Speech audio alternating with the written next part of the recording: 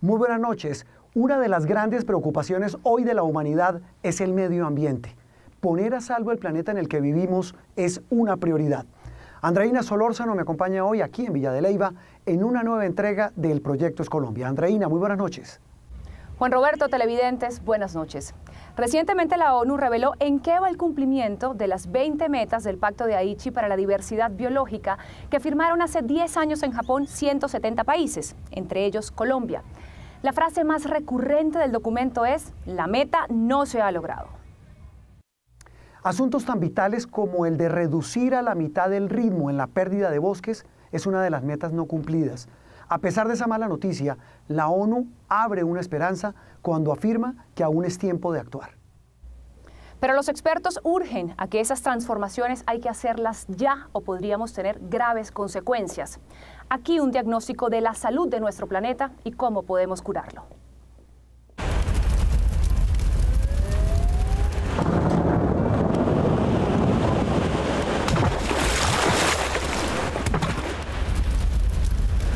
Postales apocalípticas del cielo teñido de rojo y naranja en ciudades como San Francisco, en California, eran un reflejo de la Tierra.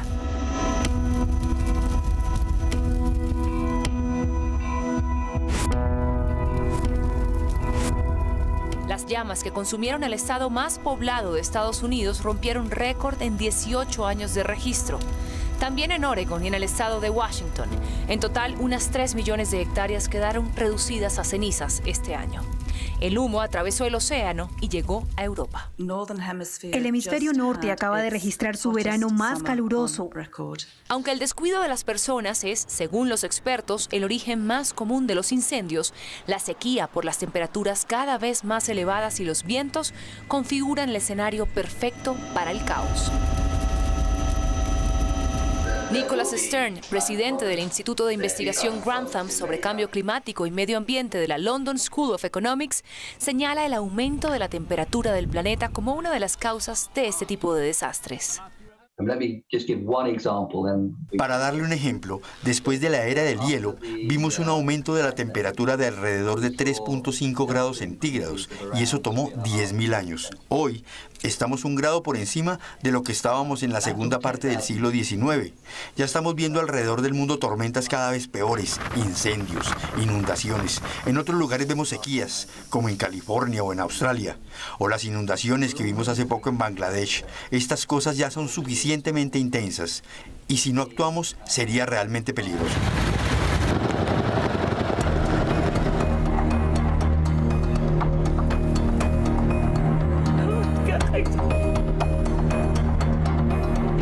Los científicos adjudican al cambio climático la intensificación de los huracanes.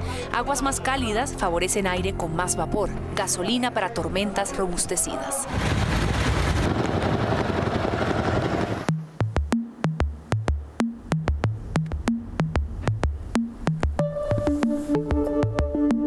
¿Qué decir de las regiones polares de nuestro planeta? Estos mundos de hielo sienten con más rigor el calentamiento global. Demoledores fueron los hallazgos del estudio del Instituto Potsdam para la investigación del impacto climático, en cabeza del científico del clima Anders Leverman.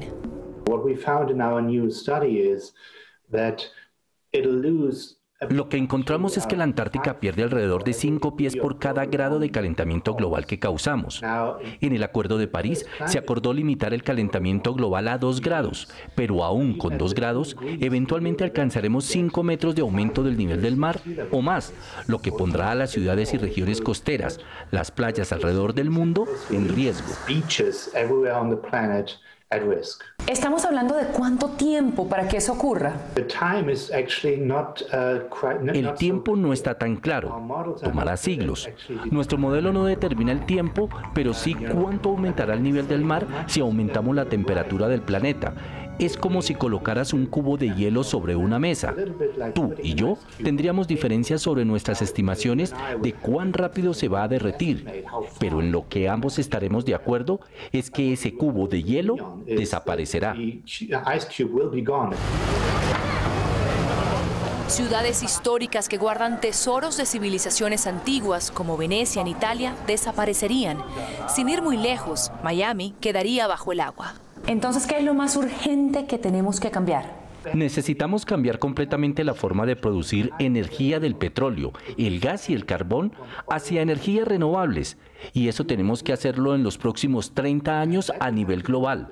Suena como si fuera mucho tiempo, pero realmente no lo es si consideras que todo el mundo tiene que hacer este cambio.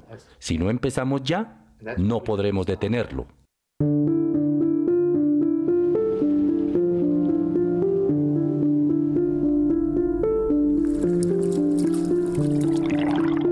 En el Polo Norte la situación no es diferente. El Ártico se ha calentado con el doble de rapidez que el resto del mundo durante las últimas 4 décadas. El hielo ha perdido alrededor de 2/3 de su volumen.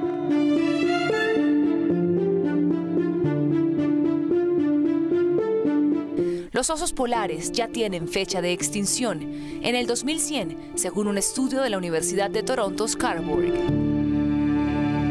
¿Cómo enmendar el camino? El profesor Leverman ya dio una puntada en la que coinciden todos los expertos consultados. Reemplazar los combustibles fósiles por energías limpias.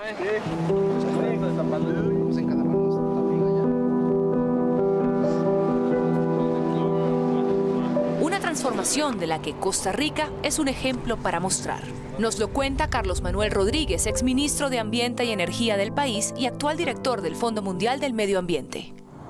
Mucha de la electricidad que producimos en Costa Rica se produce con geotermia, con solar, que es pequeño pero va avanzando, y con la fuerza del viento, la energía eólica. Entonces no dependemos de hidroelectricidad, sino que también hemos diversificado las fuentes de energías renovables y eso es un gran logro porque producimos nuestra electricidad 0 emisiones. En un solo ministerio, Costa Rica maneja ambiente y energía para crear políticas públicas coherentes con el cuidado de esta, nuestra casa común.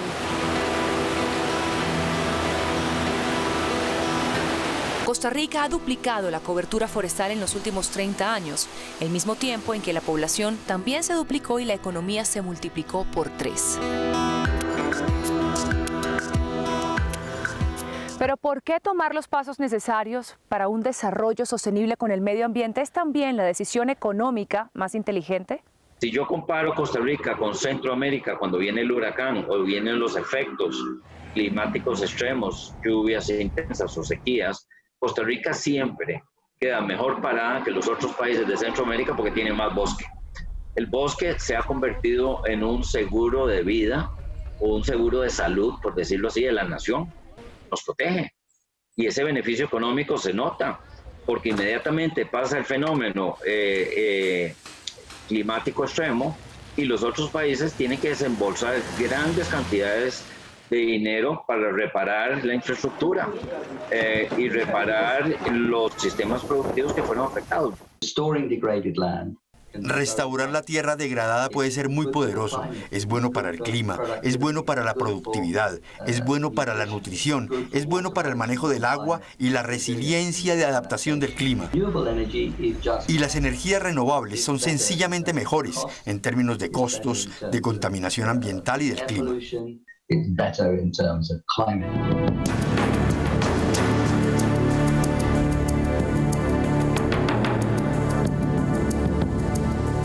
Nuestros excesos como especie no solo atentan contra nosotros mismos, sino contra toda la biodiversidad. Hoy la comunidad científica nos dice que nos encontramos en la 6ª extinción masiva.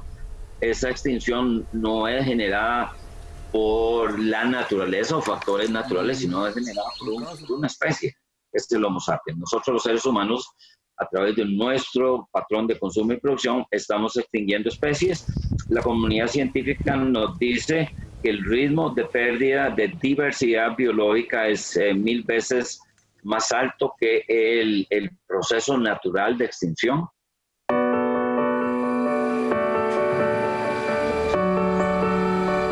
Cuidar a nuestro planeta no es solo un imperativo moral, sino económico. Los recursos se agotan y de esa manera, si no reaccionamos ya como lo sugieren los expertos, estaremos sumando a la cuenta regresiva de nuestra propia existencia.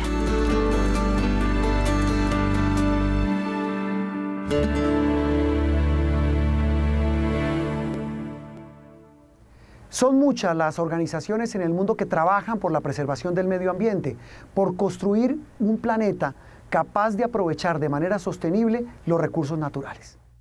Una de ellas es Tropenbos International, que tiene presencia en Colombia desde 1987. En la actualidad, parte de sus esfuerzos se centran en la conservación de la Amazonía, con un trabajo de gestión medioambiental con las comunidades indígenas. Carlos Rodríguez es su director y hablamos con él de la importancia de cuidar el Amazonas. ¿Cuál es la importancia real del Amazonas? Cuando dicen que el Amazonas es el pulmón del mundo, ¿es esto cierto? Medir la importancia del Amazonas a escala global es fácil y es difícil, pero estamos hablando de la mayor mancha de bosque del mundo. Son unos cuantos millones de kilómetros cuadrados.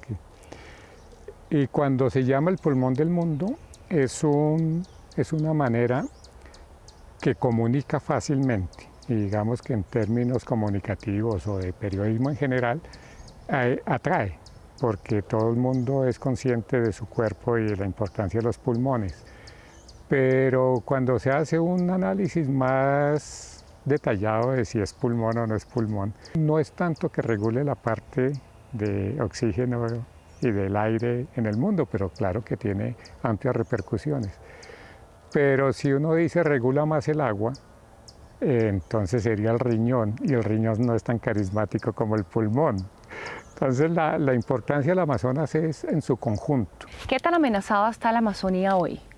El Amazonas hoy está amenazadísimo, porque empezamos en un proceso que pues los científicos, los ecólogos y quienes han estudiado paleoecología los llaman el tipping point, que es el punto de no retorno, y es porque a lo largo de la historia geológica y la historia geomorfológica y la historia misma, la paleoecología del Amazonas, se han presentado diferentes periodos.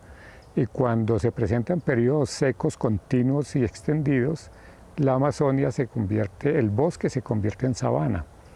Y con todos estos embates que tenemos hacia la cobertura vegetal, nos estamos acercando mucho a ese punto de sabanización, que es sobre el que llaman la atención los climatólogos en este momento. ¿Por qué es tan complicado? Porque la deforestación está alcanzando unas magnitudes impresionantes.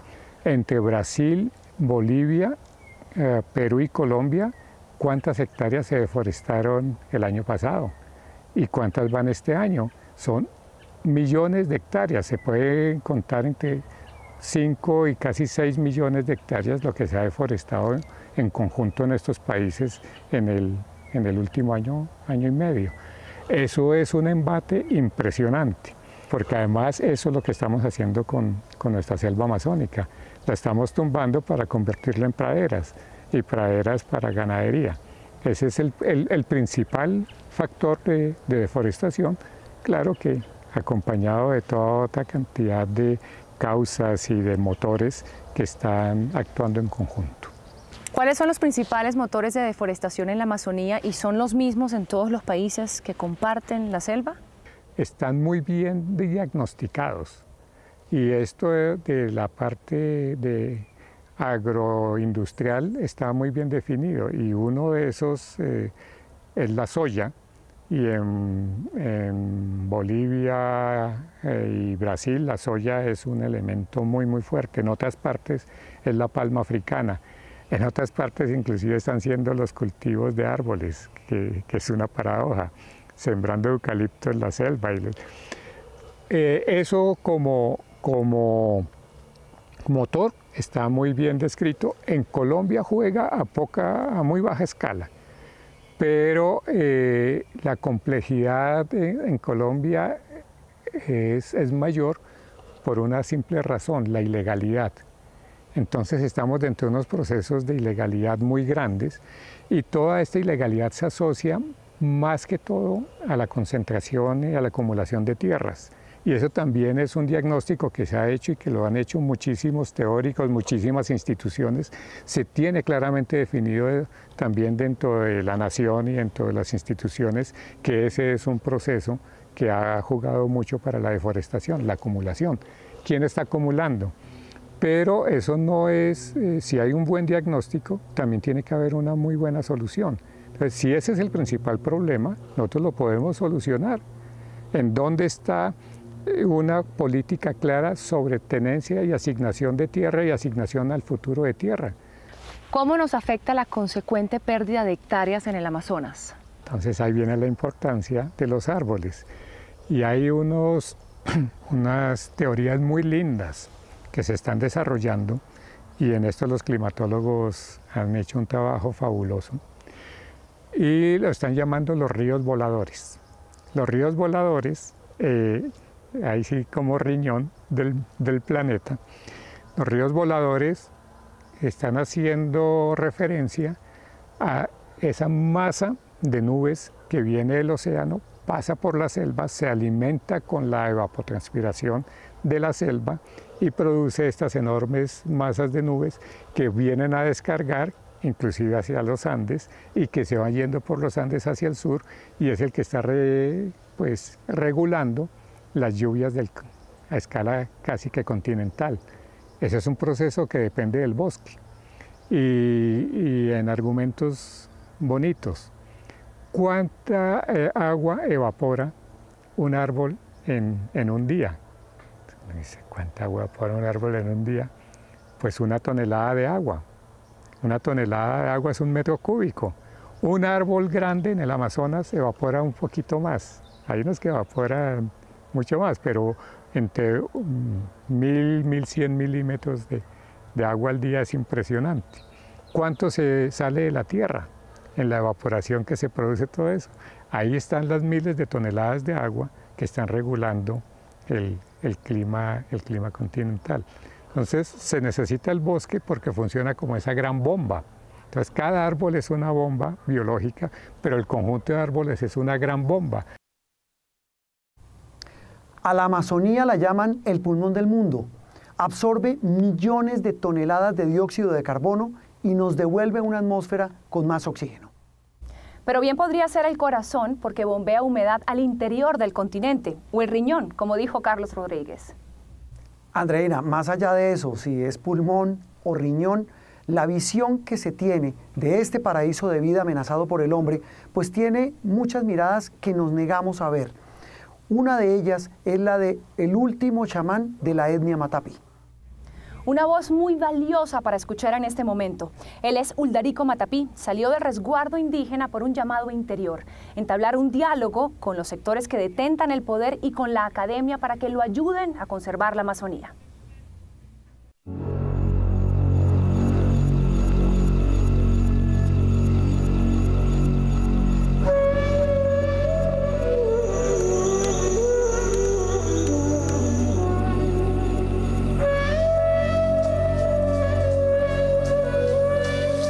Pues yo soy del grupo Matapi, ¿sí?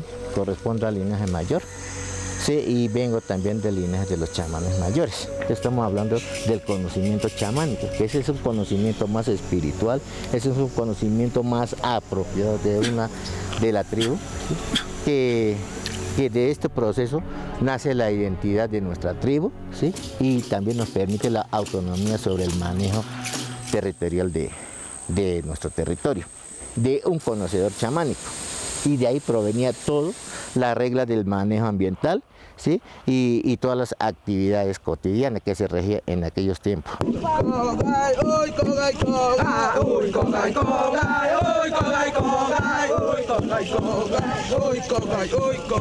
La ambición no existía porque simplemente un conocimiento estaba muy bien asociado con un plan de manejo de los recursos naturales de manera sostenible.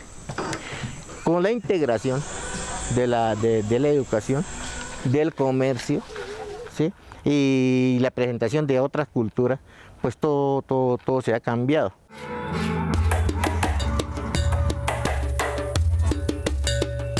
¿Cómo impacta de pronto esta nueva forma de mirar la naturaleza? Pongamos al medio, sí afecta bastante porque eso va a generar una deforestación excesiva. ¿Sí? Entonces, como la explotación de madereros. ¿Sí? Entonces, bueno, ¿qué más?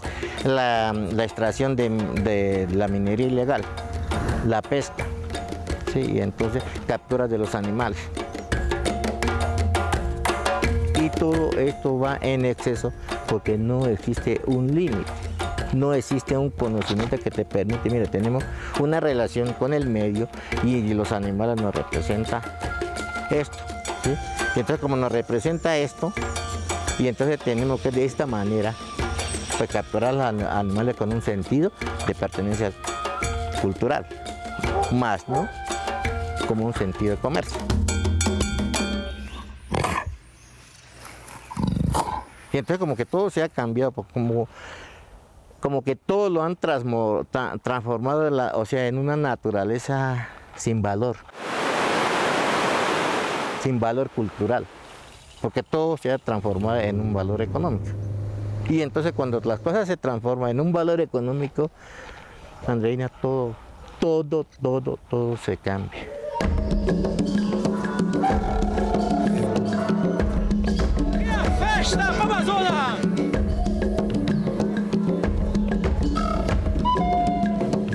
La presión no solamente es externa, la presión viene de dos partes. La presión viene interna como la externa. La externa por una cultura, pongamos 9, que se integra a la región. Segundo, o sea, la interna es por el rechazo y el valor de la cultura que se tiene. Entonces cuando nosotros perdemos nuestro propio dialecto, nosotros perdemos totalmente nuestra forma de ser, nuestra cultura, nuestras tradiciones, y últimamente pues, nosotros quedamos ajenos a nuestra cultura, a nuestras tradiciones. Ya no hacemos parte de esa cultura porque no entiendo mi propio lenguaje. Y entonces, ¿cómo voy a entender cómo me identifico yo? Pongamos, ¿cómo puedo explicar en castellano, o sea, hacer una enseñanza, transmitir un conocimiento oral a mis hijos, sabiendo que en el español voy a perder muchos, pongamos, sentidos el sentido original de lo que estoy explicando? Nos quedaría muy difícil.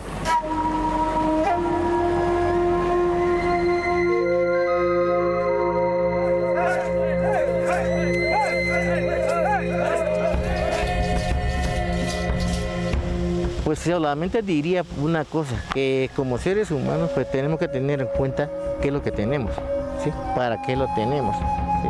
Cómo lo vamos a utilizar y cómo podemos protegerlo. Y ante la humanidad también tenemos que entender que estamos pues obligados a una reflexión humana, con conciencia, con dignidad, ¿sí? Y aprecio y responsabilidad, para que podamos mantener conjuntamente la riqueza que nos corresponde, que esto lo podemos perder, ¿sí? Pero lo podemos perder por siempre en nuestra casa y por no poder entender cómo estamos relacionados con el mundo que nos corresponde.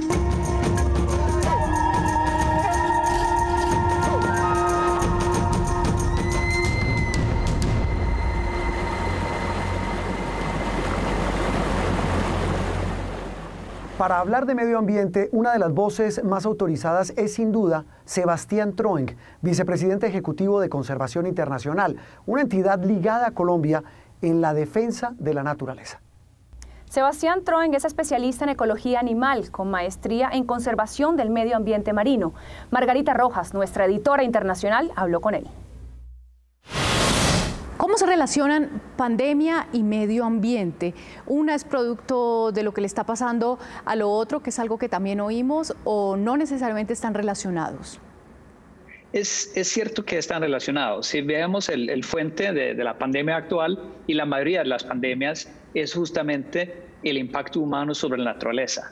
A través de la deforestación, el comercio ilegal de vida silvestre, aumentamos la probabilidad de que vida silvestre y por lo tanto sus virus y enfermedades pueden transferirse de los animales silvestres a las personas o a los animales domésticos. Entonces, digamos, hay una relación muy estrecha entre la naturaleza y nuestra relación con la naturaleza y la problemática de las pandemias. Todo esto tan lamentable que hemos visto pues con las ciudades y con las actividades humanas pues han traído también como unos cuadros hermosos de ver volver a los animales a su hábitat, pero ¿esto se va a traducir en una mejora, digamos, permanente del sistema o es una cosa coyuntural porque la humanidad simplemente se recluyó y ahora que vuelve, todo vuelve a su cauce?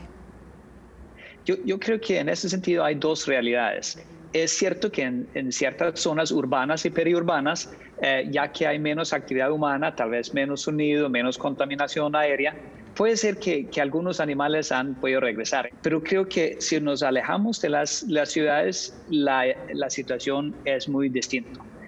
Hemos visto que tanto en América Latina como en África y Asia hemos visto un aumento en la deforestación.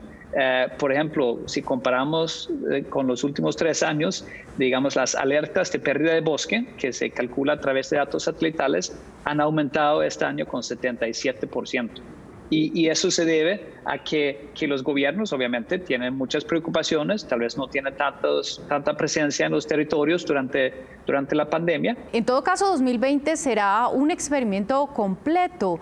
Ya saben cómo se han comportado, por ejemplo, las emisiones. Es cierto que este año se redujo un poquito la velocidad de calentamiento de la Tierra. Sabemos que había una reducción temporal en las emisiones, pero claro, ha venido a un costo tremendo, ¿no? Yo creo que, digamos, las pandemias no es una solución a la problemática del cambio climático. Lo que nos ha mostrado es que sí, como humanos, somos capaces de cambiar nuestros comportamientos y deberíamos hacerlo de una manera ordenada que minimiza los costos humanos que tengan esos cambios. Claro, dejar de consumir, por ejemplo, pero no forzados por un virus. Hablemos de Brasil, porque estamos viendo los incendios en el Pantanal de Mato Grosso, vemos una situación muy grave, como todos los años de incendios forestales también en California. O sea, en general los problemas del planeta siguen siendo los mismos, o quizá agravados, como usted decía, por todas estas políticas que a fuerza de la emergencia han desviado la atención. Yo creo que la situación se está poniendo aún más grave y creo que por lo tanto es muy importante que la respuesta de los gobiernos, de las empresas, las organizaciones no sea negocios como normal, digamos, no sería regresar a la situación antes de la pandemia, sino ver cómo podemos utilizar los recursos que los gobiernos están dedicando a recuperarse de COVID para cambiar las cosas y hacerlos de una mejor manera que permite esa reactivación económica, pero al mismo tiempo protege la naturaleza.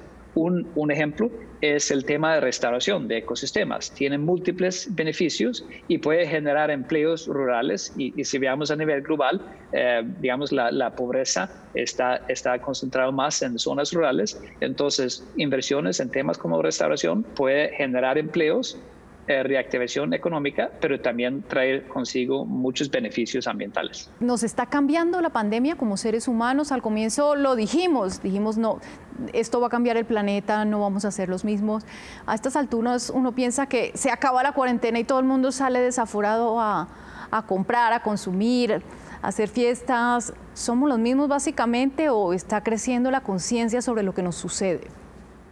Yo creo que sí ha aumentado la conciencia, tanto en la población en general como los tomadores de decisiones. Yo creo que los jóvenes son nuestra conciencia moral en esta situación que estamos viviendo. Ellos tienen que enfrentar el resto de sus vidas las consecuencias de las acciones que tomamos hoy en día. Así que yo creo que su voz es sumamente importante. Me alegro que se están activando en muchas partes del mundo para llamar la atención a los tomadores de decisiones. Es decir, vea, señores, así no podemos seguir. Tenemos que cambiar el rumbo. Es nuestras vidas, es nuestro futuro. Ustedes son responsables de lo que vamos a vivir nosotros y digamos, exigir cambios.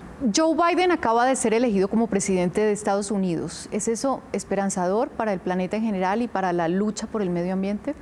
Yo creo que ha faltado liderazgo en tiempos recientes y obviamente esperamos de que cualquier gobierno que llegue en el futuro tenga un papel más protagónico a nivel internacional, que muestre este liderazgo que necesitamos en este momento y que así logramos convencer a más países, poner en lugar políticas públicas más contundentes en favor de la naturaleza y en favor de nuestro futuro. Recientemente hemos visto incluso a China hablar de compromisos bastante drásticos de reducción de emisiones, y ya sabemos que China pues, es uno de los grandes contaminantes del planeta. ¿Eso está mostrando un giro quizá en lo que son la redistribución de las fuerzas o de la diplomacia en torno a estos compromisos? El anuncio de China creo que fue algo positivo. El anuncio el otro día de más de 70 jefes de estados de que se van a comprometer a aumentar la protección del ambiente en sus países es otro ejemplo. Yo creo que digamos, países y entidades que se rigen por la ciencia pueden ver que no tenemos opción. Si queremos un futuro para nuestros hijos y nuestros nietos en este planeta, tenemos que enfrentar el cambio climático, tenemos que parar la destrucción de la naturaleza, si no, no hay futuro. Pues ojalá así sea, ojalá esta pandemia esté forjando seres humanos que piensen distinto. Muchísimas gracias, señor Troing, por estar en Noticias Caracol. No hay nada más desolador que escuchar a los científicos hablar de la sexta extinción, que no es precisamente causada por un meteorito, es obra de la mano del hombre. Pero no todo está perdido. Si protegemos los bosques, conservamos el agua, dejamos de contaminar nuestro aire, podemos detener el daño que le hemos causado a nuestro planeta. Andreina, gracias por acompañarnos en esta expedición por el medio ambiente.